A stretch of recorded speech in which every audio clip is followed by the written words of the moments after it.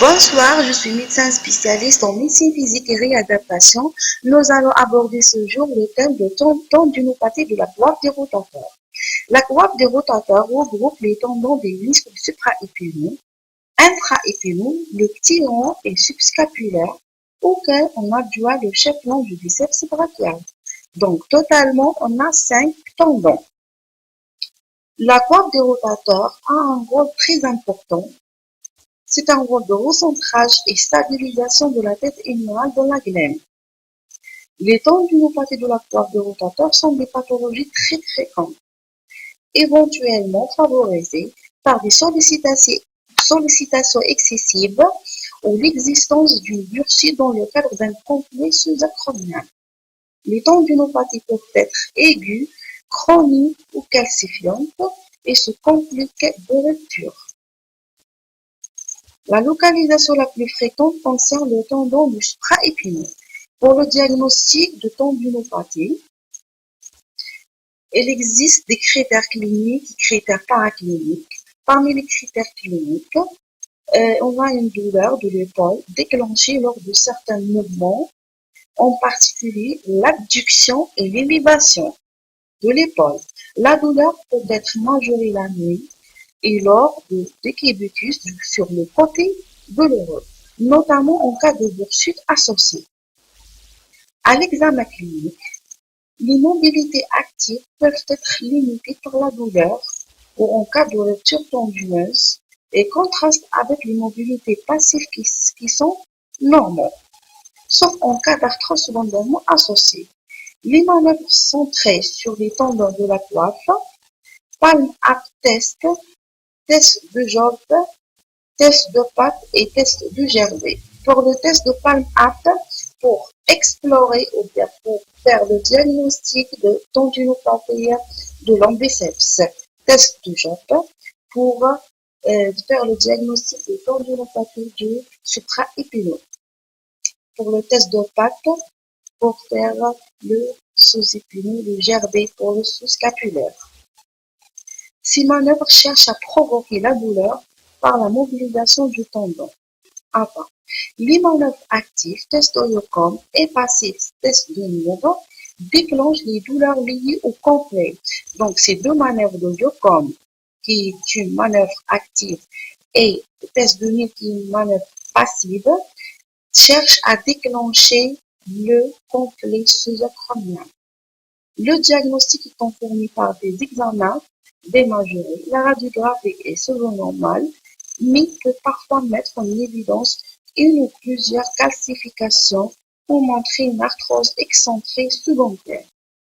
L'échographie en première intention ou l'IRM permet de confirmer le diagnostic de tendinopathie.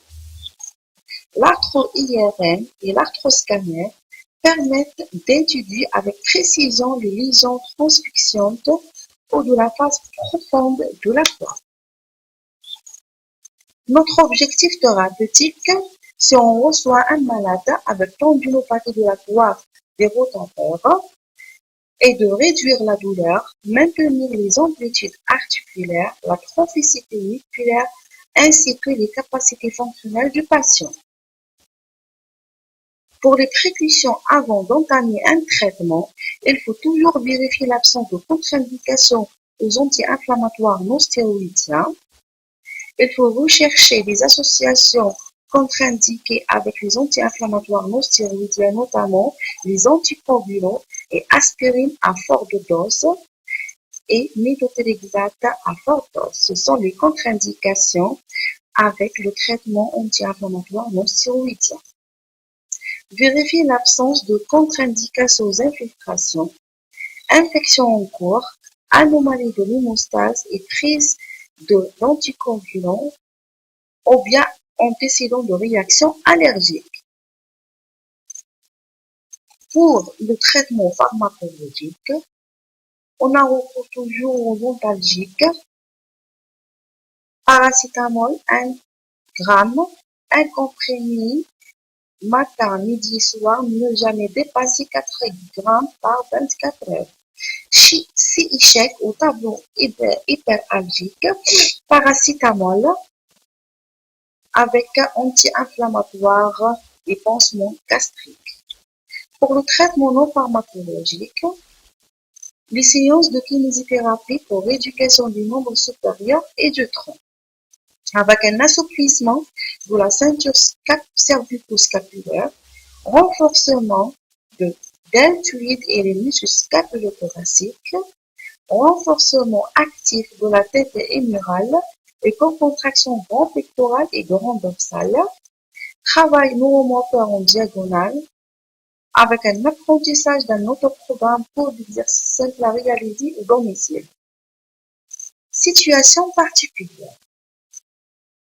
L'épaule hyperalgique. Il s'agit d'un tableau de douleur d'épaule très intense, d'installation brutale insomniante en rapport avec une ou bien plusieurs calcifications en cours de résorption, très fréquemment associées à une bursite. L'examen clinique est limité. La mobilisation de l'épaule active ou bien passive était impossible à cause de la douleur. Une fibricule peut être présente. Le bilan biologique est normal. On retrouve un syndrome inflammatoire biologique. Les radiographies permettent le diagnostic en montrant là où les calcifications hétérogènes mal limitées à contour flou.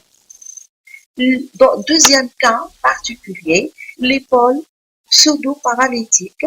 Il s'agit d'un tableau de rupture plus ou moins complète de la cloison du rotateur. Elle survient classiquement chez le sujet âgé sur des lésions tendineuses dégénératives. L'examen clinique est caractérisé par une perte de mobilité active, contrastant avec une mobilité passive conservée, et un examen neurologique normal. En cas de rupture complète du petit rond, on retrouve une perte de rotation externe active avec le signe de clairon pathognomonique. En cas, les autres situations qu'on peut retrouver dans le cadre de prise en charge thérapeutique du malade, c'est l'échec des traitements de première ligne déjà cités. Dans ce cas, on doit proposer une infiltration péritondineuse ou de la bourse acromioddeltoïdienne de glucocorticoïdes. L'infiltration doit être écho ou bien radio-guidée.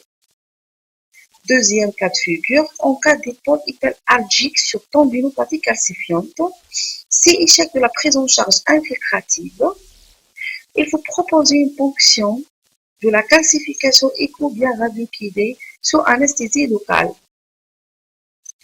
En cas de rupture de la coiffe, et si échec de traitement médical et rééducatif, une prise en charge chirurgicale peut être discutée au cas par cas en fonction de la chronicité musculaire et de l'âge physiologique du patient.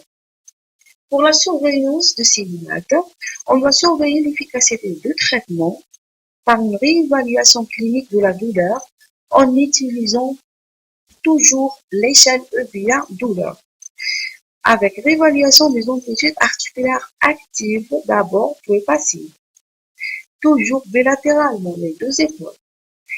Pour la surveillance, on doit surveiller aussi les effets indésirables liés au traitement, liés à la prise d'anti-inflammatoires non stéroïdiens à type de tolérance digestive, rénale et cardiovasculaire, et liés au traitement infiltratif déséquilibre du diabète ou bien de la tension avec le risque infectieux ou bien hémorragique. Merci pour votre attention.